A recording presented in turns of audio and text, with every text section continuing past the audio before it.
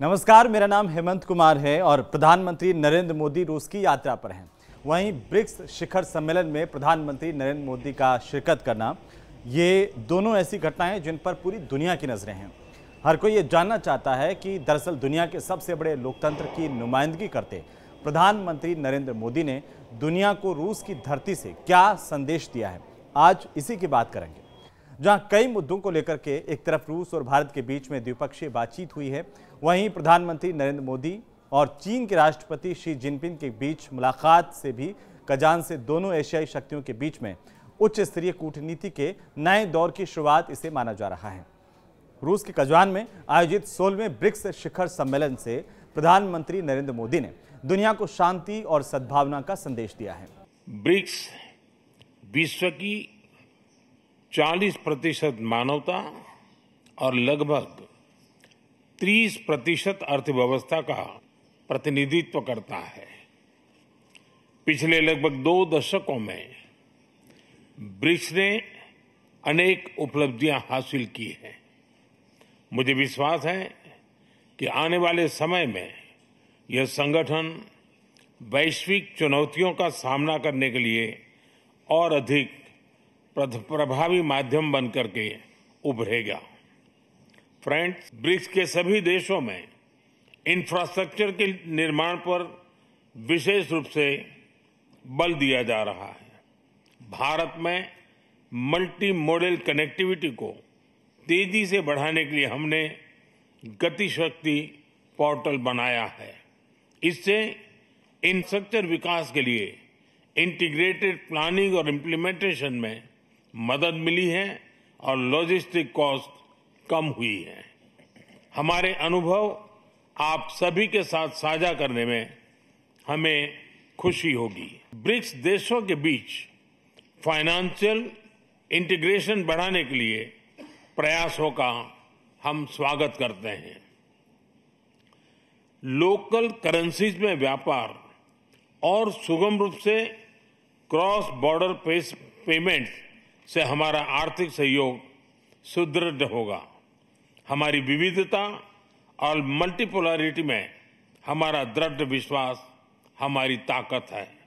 हमारी यही ताकत और मानवता में साझा विश्वास हमारी भावी पीढ़ी के समृद्ध और सशक्त भविष्य को सार्थक रूप देने में सहयोग होगा। इस सम्मेलन से इतर पीएम मोदी और सम्मेलन के मेजबान रूस के राष्ट्रपति व्लादिमीर पुतिन के बीच में पहले दिन द्विपक्षीय बातचीत भी हुई है। इसके अलावा प्रधानमंत्री नरेंद्र मोदी ने ईरान के राष्ट्रपति से भी यहां पर मुलाकात की। उसे भी काफी अहम नजरों से दुनिया देख रही है। रूस की अध्यक्षता में 22 से 24 अक्टूबर तक चलने वाले इस सम्मेलन में आर्थिक सहयोग, जलवायु परिवर्तन और डिजिटल समावेश समेत कई मुद्दों पर चर्चा हो रही है और साथ ही साथ नए सदस्यों को शामिल करने पर भी विचार किया जा रहा है। तो पुतिन के साथ बातचीत में प्रधानमंत्री नरेंद्र मोदी ने एक बार फिर से रूस और यूक्रेन युद्ध की चर्चा की, जिसे लेकर के पूरी दुनिया में चर्चाएं हैं और प्रधानमंत्री ने कहा कि शांति के लिए जो भी भूमिका होगी, भारत उसे करने के लिए तैयार है। ये संदेश है एक तरह से दुनिया के लिए कि भारत प्रधानमंत्री नरेंद्र मोदी की रहनुमाई में किस तरीके से वैश्विक तौर पर नेतृत्व की क्षमता रखता है और नेतृत्व करने के लिए भारत चल पड़ा है। प्रधानमंत्री नरेंद्र मोदी ने कहा कि भारत की शांति को लेकर के जो भूमिका है उसे करने के लिए भारत तैयार है। प्रधानमंत्री ने कहा कि रूस और यूक्रेन के बीच में संघर्ष के विषय पर हम लगातार संपर्क में रहे हैं। हमारा ये मानना है कि समस्याओं का समाधान शांतिपूर्ण तरीके से होना चाहिए। शांति और स्थिरता की जल्द से जल्द बहाली का हम पूरी तरह समर्थन करते हैं। आने वाले समय में भी भारत हर संभव सहयोग देने के लिए तैयार है। एक्सेलेंसी, रूस और यूक्रेन के बीच चल रहे संघर्ष के विषय पर हम लगातार संपर्क में रहे हैं। जैसा मैंने पहले भी कहा है, हमारा मानना है कि समस्याओं का समाधान शांतिपूर्ण तरीके से ही होना चाहिए। शांति और स्थिरता की जल्द से जल्द बहाली का हम पूरी तरह समर्थन करते हैं। हमारे सभी प्रयास मानवता को प्रमुखता देते हैं। आने वाले समय में भी भारत हर संभव सहयोग देने के लिए तैयार है।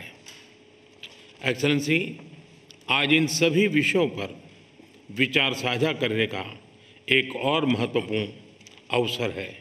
तो वहीं दूसरी तरफ रूस के राष्ट्रपति व्लादिमीर पुतिन ने दोनों देशों के बीच में चल रही परियोजनाओं की चर्चा की और भारत के कजान में वाणिज्य दूतावास खोलने का स्वागत भी किया।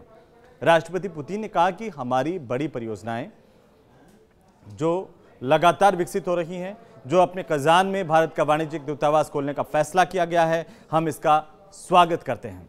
भारत के कूटनीतिक उपस्थिति से हमारे सहयोग को यहां पर फायदा होगा। पुतिन ने कहा कि ब्रिक्स के अंदर भारत रूस के सहयोग को हम भारी अहमियत देते हैं क्योंकि हम दोनों देश इसके संस्थापक सदस्य हैं। हमारे बीच जनप्रतिनिधियों, हमारे विदेश मंत्रियों ने लगातार संपर्क बनाए रखा है और व्यापार में भी सकारात्मक वृद्धि हो रही है।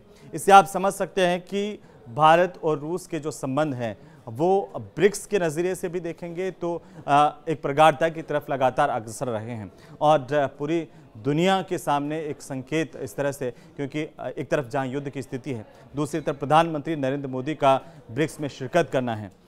इस दौरान कुछ महत्वपूर्ण बातें सामने निकल कर के आई हैं, जिसमें पुतिन ने भी जोर देकर के कहा कि भारत और रूस के बीच में रिश्ते तेजी से विकसित हुए हैं। नई दिल्ली के साथ अपने रिश्तों को मॉस्को अहमियत देता है। भारत के विदेश मंत्रालय के मुताबिक बीते एक दशक में पीएम मोदी का ये रूस का 7वां और साल 2024 में दूसरा दौरा है।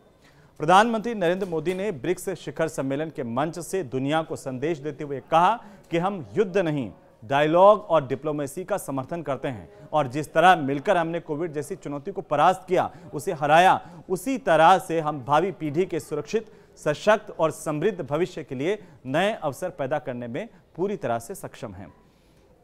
प्रधानमंत्री नरेंद्र मोदी ने ब्रिक्स में आतंकवाद का मुद्दा भी पुरजोर तरीके से उठाया। पीएम ने कहा कि आतंकवाद और टेरर फंडिंग से निपटने के लिए हम सभी को एक मत होकर के दृढ़ता से सहयोग देना होगा। ऐसे गंभीर विषय पर दोहरे मापदंड को लेकर के कोई स्थान नहीं है।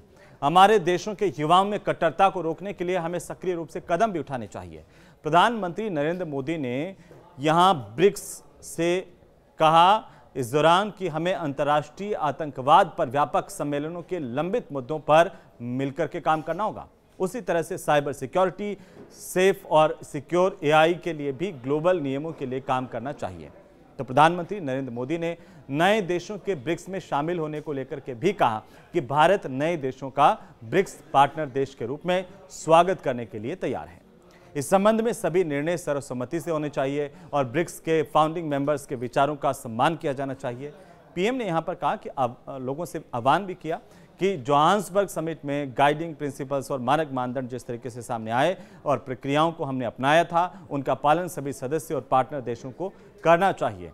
तो ब्रिक्स सम्मेलन में प्रधानमंत्री नरेंद्र मोदी की मौजूदगी और वहां से पीएम का संबोधन आगामी भारत के भविष्य की नीति को निर्धारण करने वाला, दुनिया के सामने रखने वाला और साफ साफ दुनिया के मंच से ये ऐलान करने वाला रहा कि भारत वैश्विक तौर पर नेतृत्व करने के लिए तैयार है। भारत शांति चाहता है। हम डायलॉग्स में विश्वास करते हैं, डायलॉग्स में भरोसा करते हैं।